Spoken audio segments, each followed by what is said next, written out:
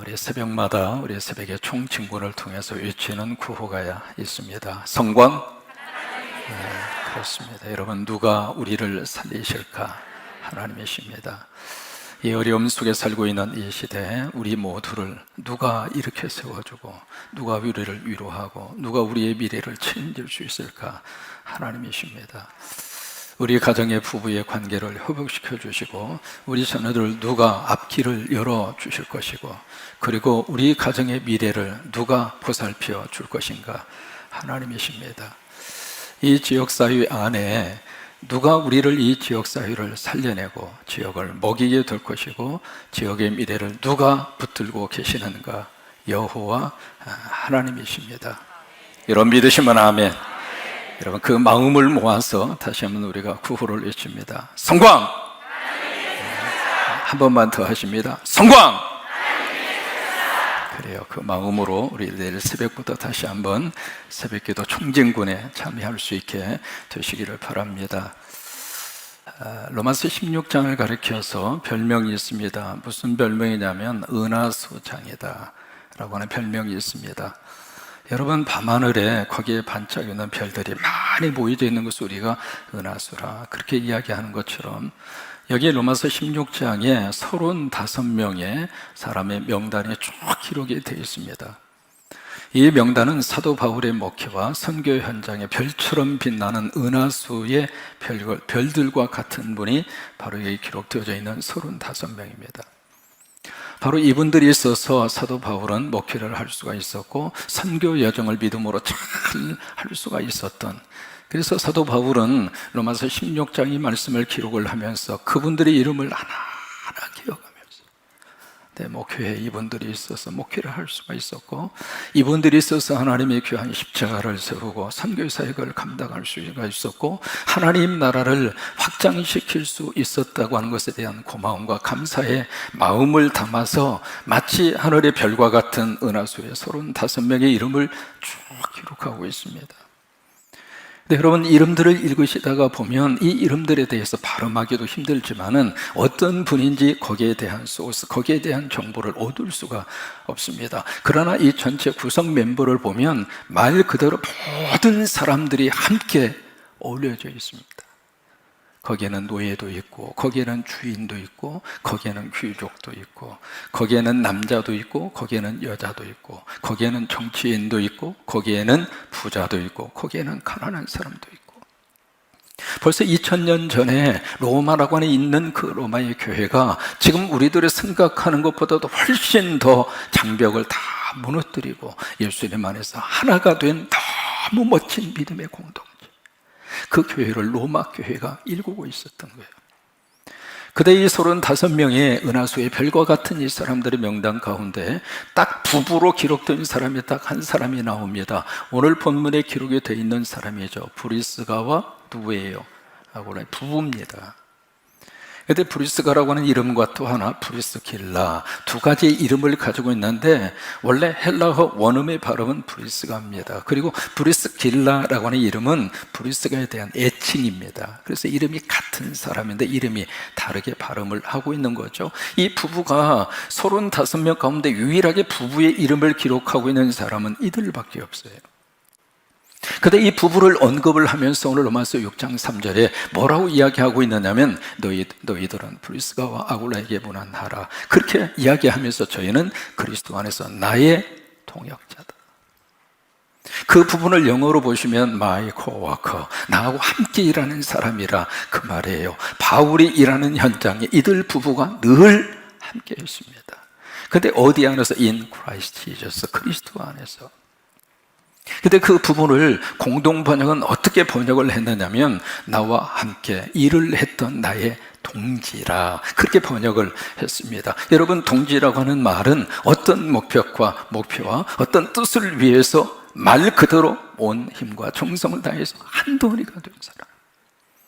여러분, 그런 의미에서 여러분 모두는 저의 목회 현장의 동지들입니다. 김동지, 이동지, 박동지 다 하나님이 동지로 우리를 만나게 하셔서 하나님의 일을 하게 하시는 거예요. 그래서 이 아내, 이 부부를 그렇게 멋지게 지금 소개를 하고 있습니다. 근데 이 부부가 어떤 가족과 그리고 부부의 그런 삶을 살았는가? 우리 성경에서 세 가지를 발견할 수 있습니다. 첫째는 바로 이 가족 안에 뭐가 있었는가? 위기가 찾아옵니다.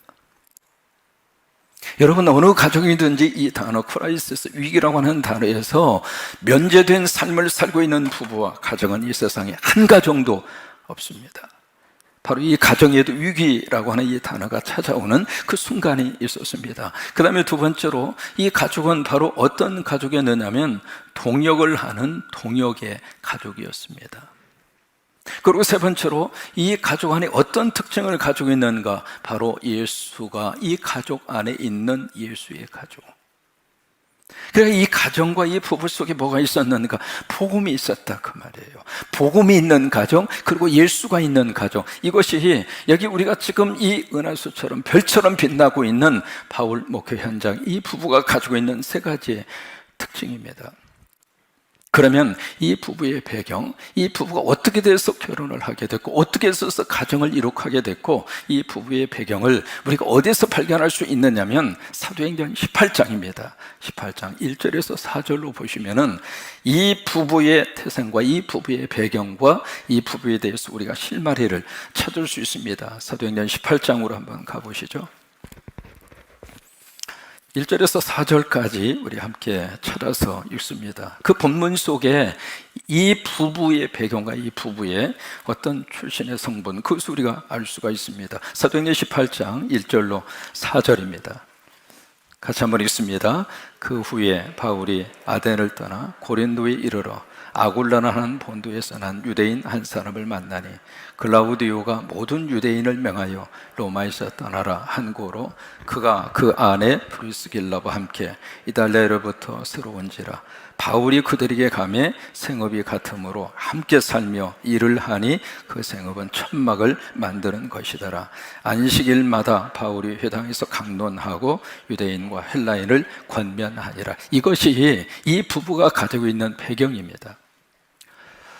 오늘 지금 글로 소개되어 있는 그 부분을 우리가 한번 지도를 통해서 우리가 한번 짚어가면 거리감이 좀 생길 수가 있겠죠. 그리고 여러 가지 것을 우리가 함께 해석을 해낼 수가 있는데, 여러분 익숙한 지도, 이 지도는 아마 기억하실 겁니다. 기억하시죠? 성광교회 교회는 이 지도 모르면 안 됩니다. 이 지도는 기억을 하실 거예요. 이 지도에서 이제 조금 더 지도가 좀 넓혀져 가게 됩니다. 우리가 사도행전의 역사를 살펴보려면은 지도가 상당히 좀 커져야 돼요. 그래서 위쪽으로 해서 좀 올라가고 이쪽으로 해서 이렇게 해서 이제 좀 지도를 그릴 수가 있고, 또 하나 이쪽에서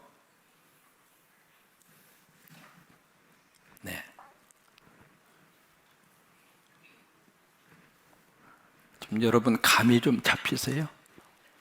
예, 미안합니다. 제가 미술 실력이 이 정도밖에 안 됩니다. 자, 한번 살펴보겠습니다. 이쪽에 바다를 중심으로 해서 한번 거리감을 머릿속에 기억하시기를 바랍니다. 이쪽이 그 유명한 무슨 바다죠? 지중해라고 하는 바다입니다. 그러면 저쪽 위에 있는 이 바다는 무슨 바다일까요? 흑해라고 하는 바다입니다. 그리고 흑해하고 지중해 이 사이에 있는 바다가 무슨 바다일까요? 에게해라고 하는 바다입니다. 그리고 이쪽에 여기하고 이곳이 바로 무슨 나라일까요?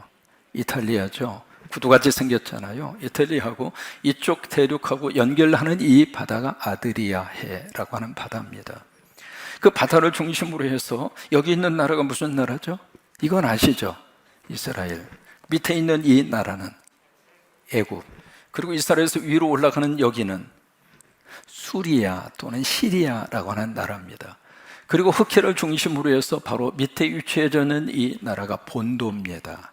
그리고 본도 옆에 있는 나라가 비두니아, 그리고 본도와 비두니아 밑에 여기 있는 지역이 갈라디아, 그리고 그 옆에 있는 지역이 아시아, 그 다음에 그 밑에 있는 지역이 피시디아. 어디서 많이 들어본 명칭들이잖아요. 그렇죠? 그냥 그렇다고 그러세요. 그 다음에 이 에게를 중심으로 건너가서 북쪽에 있는 여기 이 지역이 마게도냐, 그리고 마게도냐 밑에 있는 이 지역이 아가야 밑에 있는 이 지역이 그리스입니다. 그리고 이쪽 아드리아를 건너서 이쪽에 있는 이 나라가 그 유명한 이탈리아, 또 이달리아 또는 이탈리아 또는 이태리라고 하는 그 나라입니다. 지금 이 아굴라가 어디 태생이냐면 여기 본도 태생입니다. 본도 태생인데 이분이 지금 어디 가서 살고 있느냐면 이태리 여기 로마에 가서 지금 살고 있어요.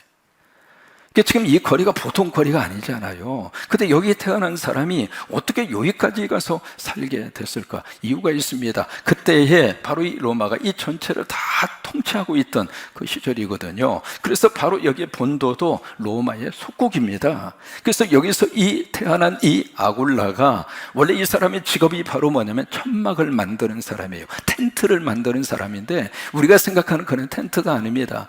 군인들이 쓰는 막사예요. 그러니까 상당히 고급 그런 직업을 가지고 있었죠. 그래서 여기서 태어난 이 아굴라가 어떤 자기의 꿈과 자기들의 희망을 위해서 자기의 희망을 위해서 로마까지 간 거예요. 여기 가서 열심히 살다가 이 로마에서 누구를 만나느냐면 여기 브루스가를 만납니다. 브루스가가 어떤 여인인가 그 배경을 성경이 말하고 있지 않습니다만은 로마의 귀족의 명단 가운데 브루스가라고 하는 명문가가 있습니다. 바로 그 명문가 출신이에요. 그러니까 이 자기의 아내는 로마 사람이고 남편은 유대인입니다. 그러니까 다문화 가족이에요. 그래서 이분이 로마에 가서 이 여성을 만나게 되는 거예요. 여성을 만나서 사랑에 싹이 터서 지금 이 신분적인 이 격차가 마치 조선시대 양반과 쌍놈과 같은 신분의 격차가 있는데 그 모든 것을 사랑으로 다 극복하고, 여러분 사랑의 힘이 그렇게 큰 거예요.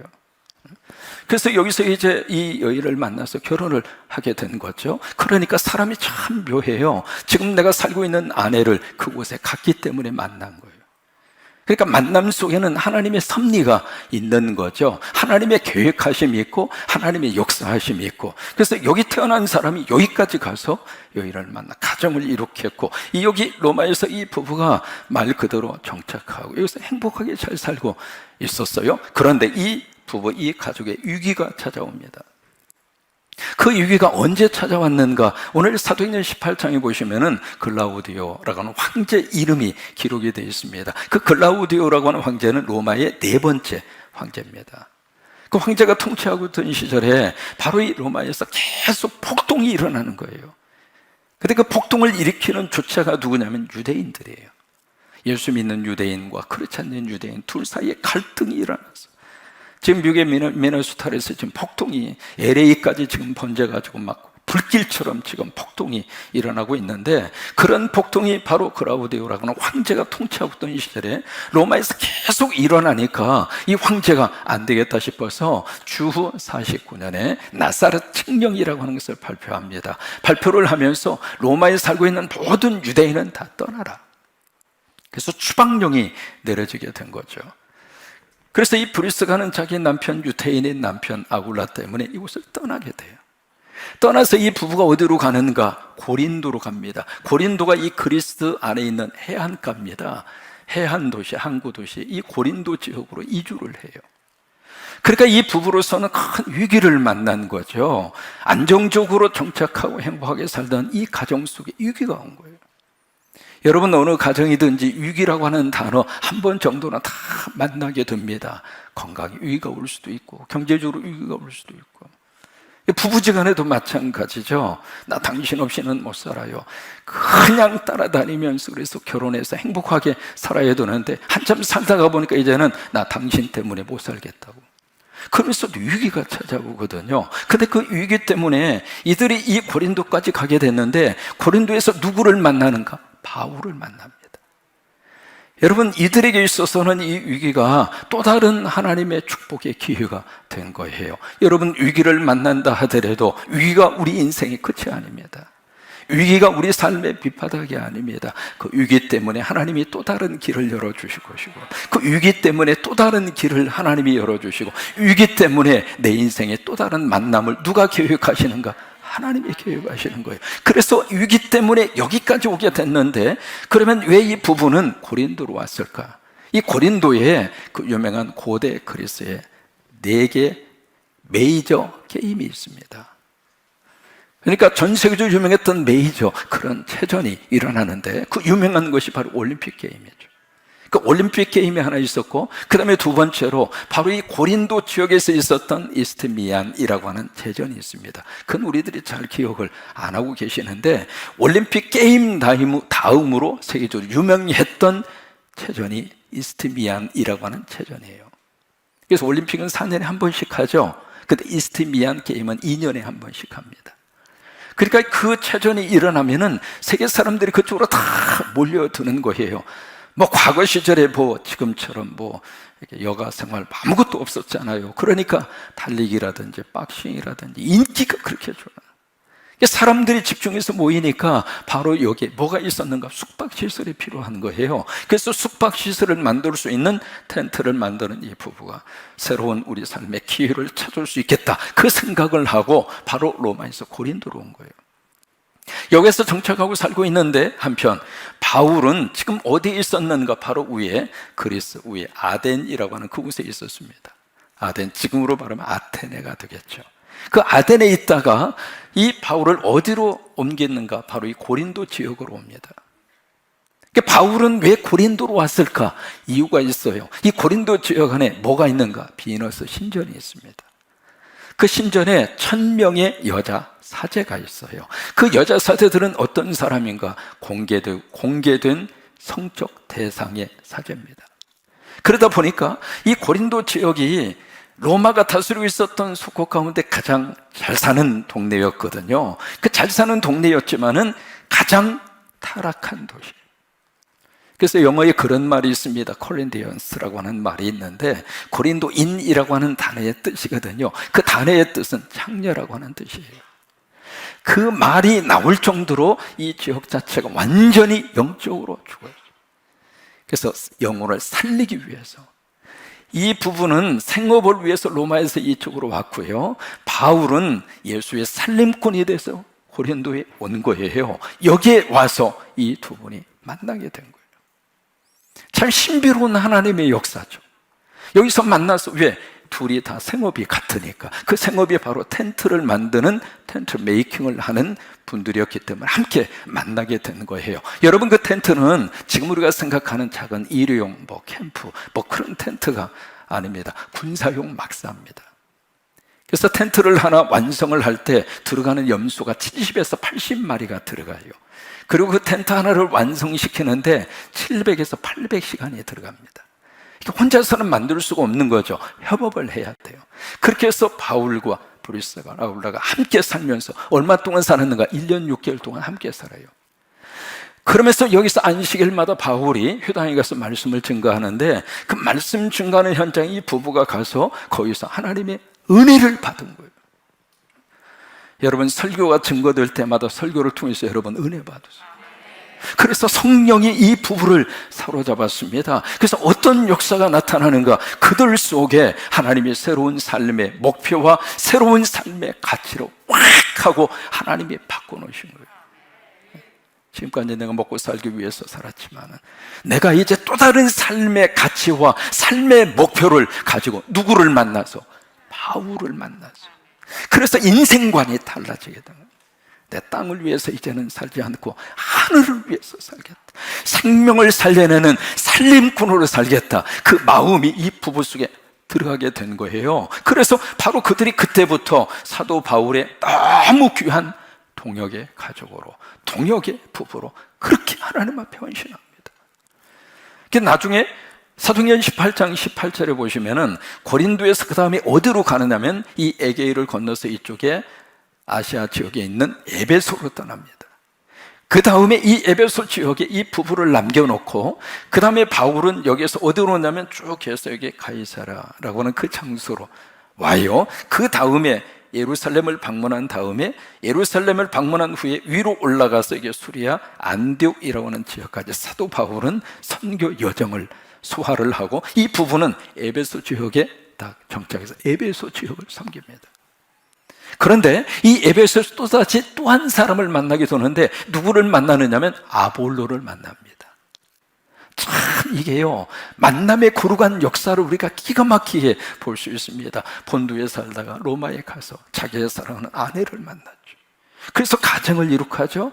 위기 상황을 맞이해서 고린도로 왔는데 고린도에서 하나님의 사람 바울을 만난 거예요. 바울을 만나서 선교적인 사명과 선교적인 그 거룩한 하나님의 소명을 받고 그 다음에 에베소로 가는데 에베소에서 아볼로를 만납니다.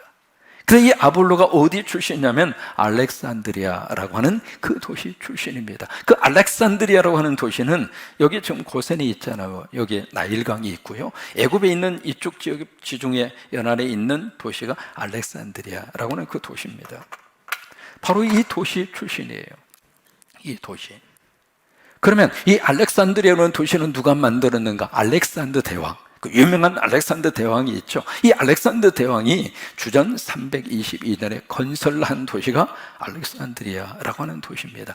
이 도시가 얼마나 아름다운지 지중해의 진주라고 합니다. 또 하나, 이 세계 역사 속에서 최초로 도서관이 세워진 지역이 이 알렉산드리아라고 하는 이 도시입니다. 최초로 도서관이 세워졌는데 도서관의 이름이 알렉산더 라이브러리, 알렉산더 도서관이에요. 근데 그 당시에 그 도서관에 소장하고 있었던 그 장소, 지금 우리가 쓰는 이런 책이 아니죠. 파피루스라든지 그 다음에 양피지라든지 그런 것으로 구성되어 있는 책인데 그 책이 무려 50만 권을 소장할 정도로. 그래서 그 분위기에서 아볼로가 태어났기 때문에 사도행전 18장 그 다음에 24절에 가서 딱 보시면은 아볼로가 말에 능통한 사람이라. 그 말이라고 하는 것은 많이 공부했다 그 말이에요. 또 하나, 이런 분위기 속에서 아볼로는 성경을 능통했다 그렇게 표현을 하고 있습니다. 여러분, 그 성경은 구약 성경이죠. 근데 이 부부가 가만히 보니까 이 아볼로가 성경을 알고 있긴 있지만은 세례 요한 거기까지밖에 몰라요. 다시 말해서 구약 성경의 지식 안에 머물러져 있는 거예요. 그래서 이분들이 자기 집으로 초청을 해서 어떻게 했는가? 1:1 특별 제자 훈련을 시킵니다. 훈련을 시키면서 뭘 가르쳐 주는가? 예수 그리스도의 복음을 가르쳐 줍니다. 그래서 세례 요한 이후에 예수님이 십자가에서 우리 주를 위해서 돌아가시고 이 복음이잖아요. 그리고 부활하시고 그리고 승천하시고 그리고 오늘 성령 강림 주일에 하나님이 뭘 내려 주셨어요? 성령을 내려 주셨잖아요. 여기에 대해서 이 부부가 아볼로를 쭉 가르쳐줘요. 그렇게 할 수 있었던 이유가 바로 뭐냐면 이 부부와 이 가족 속에 뭐가 있었는가? 예수님이 있었어요. 내가 내 안에 있으니까 남에게 줄 수 있었던 거예요. 그러니까 그 안에 복음이 있으니까 복음의 진리를 바로 아볼로에게 정확하게 가르쳐 줄 수가 있었던 거죠. 나중에 이 아볼로를 이 고린도 교회 담임 목사님으로 추천을 합니다. 그래서 고린도 교회 초대 감독이 아볼로입니다. 이 정도로 이 부부는 하나님의 이 귀한 사역을 멋지게 통역을 합니다. 어느 정도 통역을 했는가? 로마서 16장 4절을 보시면 저가 나를 위하여 목이라도 내어둘 정도. 그 이야기는 바울을 위해서 리스크, 위험을 감수했다 그 말이에요. 여기 에베소 지역에서 복음을 전가하고 있을 때 에게해 지나서 에베소 여기서 복음을 전가하고 있을 때 에베소 극장에서 폭동이 일어났습니다. 그래서 바울을 팍 죽이려고 할 때 목숨 걸고 보호해 준 사람이 브리스가와 아굴라입니다. 바울을 위해서 그렇게 한 건 아니에요. 바울이 증거하고 있는 복음 때문에. 여러분, 목사를 위해서 충성하라 그 말이 아닙니다. 목사를 통해서 하시려고 하는 하나님 앞에 충성하는 거예요. 목사를 위해서 목을 내놓아라 그거 아니에요. 목사를 통해서 하나님이 하시려고 하는 복음을 위해서 우리가 목숨을 내거는 거죠. 그러니까 이 부부가 그 정도로 사도 바울과 말 그대로 하나가 돼서 멋지게 이 동역의 사역을 하는데, 여러분 사도행전 로마서 16장 5절을 보시면 여기에 문안하는데 누구에게 문안하는가? 그의 집에 있는 교회에게. 그러니까 자기 집을 교회로 제공할 정도로. 혹시 여러분 여기서 은혜 받고 다음 주도 우리 집에 개척교회 하겠다고 그러지 마시고, 그러니까 자기 집을, 그게 이제 이 부부가 하나님 앞에 헌신하는 그런 모습이죠. 집을 예배당으로, 교회 모임 장소로 제공할 정도로. 이거요 쉬운 일이 아닙니다. 지금 대신방 하고 있거든요. 가끔 그래요. 목사님 저희 집에 가끔 와주세요. 왜요? 목사님만 오신다 그러면 집이 달라집니다. 여러분, 그건 여러분이나 우리나 똑같아요. 저희 집도 손님 오면 뒤집어집니다. 어쩌다 한 번 신방 받는 것도 쉽지가 않는데, 이건 매주마다 모임을 가져야 되는데, 그 모임을 가질 때 보세요. 이 부부가 하나가 되지 않았으면, 아내는 하고 싶은데 남편이 딴지를 걸거나, 남편은 하고 싶은데 이 부인이 뾰루뚱하고 있으면 이게 제대로 진행이 되겠어요? 하나가 된 거예요. 여러분, 예수님 안에서 우리 모든 부부들이 하나가 되십시오. 좀 내가 양보하는 한에 있어도 어느 한쪽이든지 양보하시고, 아니면 한쪽이 져주시든지, 아니면 한쪽이 그냥 다 포옹을 하시든지, 어떤 방법을 통해서라도 좋은 일이든 어떤 일이든 부부가 같이 가야 돼요. 여기가 같이 가지 않았으면 집을 어떻게 예배 초소로 제공합니까? 그러니까 부부가 한 마음이 돼서 하나님이 보친 동역을 그렇게 아름답게 감당을 한 거예요. 결국 이 모든 것들 속에 뭐가 있었는가? 예수님이 있었어요. 우리 성광의 모든 가정 안에 바로 이 역사가 일어나기를 주의 이름으로 축원합니다. 이 밤하늘에 별처럼 빛나고 있는 은하수의 명단, 그 중에 유일한 부부 브리스가와 아굴라. 바울은 자기의 목회의 마지막까지 그 부부를 잊을 수가 없었고, 제가 1976년도부터 목회 사역을 하고 있습니다. 이민 목회 20년, 한국 목회 24년. 여러분, 담임 목사의 머릿속에 뭔가 이렇게 인상적으로 남을 만한 신앙생활을 하시는 건 중요합니다. 머릿속에 기억도 안 나고 아무 생각도 없는 그런 신앙생활이 아니라, 적어도 담임 목사의 마음속에 참 깊은 감동으로 잊을래야 잊을 수 없는 믿음의 사람으로 그렇게 신앙생활을 하시고 앞으로도 하시기를 바랍니다. 바울은 이들을 절대로 가슴속에 깊이 새기면서, 왜 그랬을까요? 이들의 부부 속에 로마에 살면서 위기를 맞이했지만, 위기가 이 부부의 끝이 아니었고 하나님께서 새로운 길을 열어주셔서, 코로나라고 하는 위기, 하나님께서 우리에게 새로운 길을 열어주실 거예요. 우리나라에 새로운 길을 열어주실 거예요. 이 위기 상황이 우리 민족과 나라의 끝이 아닙니다. 그래서 새로운 길을 열으셔서 거기서 고린도에서 먹고 살기 위해서 간 그곳에서 하나님의 사람을 만나게 됐고, 거기에서 삶에 대한 비전을 다시 세우게 됐고, 그래서 사도 바울과 멋진 동역의 삶으로 마지막 아볼로라고 하는 위대한 사람을 한 교회의 지도자로 세우기까지 그들 속에 예수가 있었고 복음이 있었고, 그래, 껴안기 시리즈 마지막 시간입니다. 우리 성광의 모든 가족들이 예수 안에서 서로 하나가 되셔서 먼저 우리 가정 안에 예수님을 꼭 껴안으시고, 그 다음에 여러분 자신들도 살피세요. 여러분 자신들도 위하세요. 여러분 자신을 위해서도 돈을 쓰세요. 돈 없으면 알아서 하세요. 그 다음에 자식을 껴안으시고, 그 다음에 부모님 껴안으시고, 아내는 남편을, 남편은 아내를, 그렇게 하셔서 성곽의 모든 가정 속에 하나님의 축복이 임하기를 주의 이름으로 축원합니다.